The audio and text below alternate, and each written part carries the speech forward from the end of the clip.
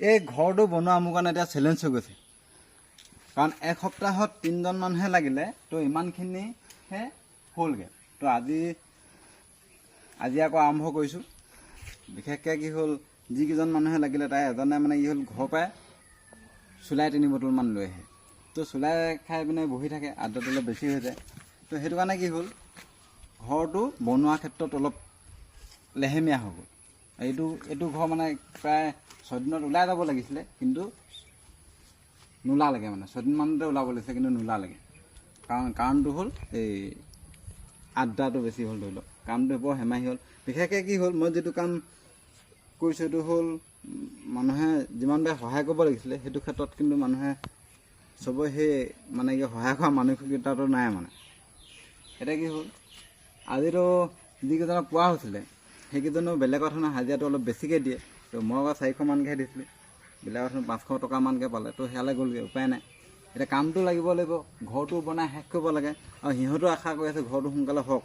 তো সেইটো কাৰণে আজি ডে টাইম মই লাগিছোঁ। ইয়াৰ আধা দিলে এতিয়া, আৰু আমি বেৰ কাটি শেষ কৰিলোঁ। এতিয়া এইখন কাইলৈ দিম, এইকেইখন বেৰ।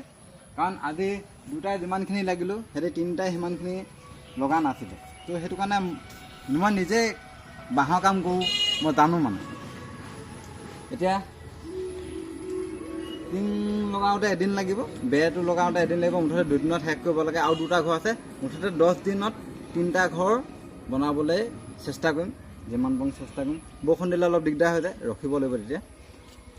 এতিয়া ঘৰটো মানে মই যিটো ধৰণে ভাবিছিলোঁ সিমান ধৰণে পচন্দ নহ'ল। মানে এতিয়া চাওক, এতিয়া ঘৰটো এইটো এটা খুঁটাটো বেকা হ'ল হা,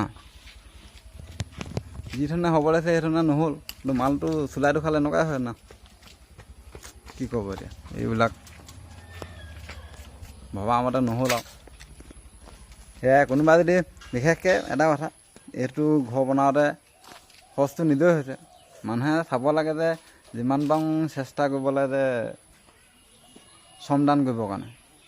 বোলে হাজিৰা বোলে 4টালৈকে মাৰিব লাগে, সিহঁতি চেষ্টা কৰক যে 5-6টালৈকেও লাগি দিম, বোলে কামটো হওক।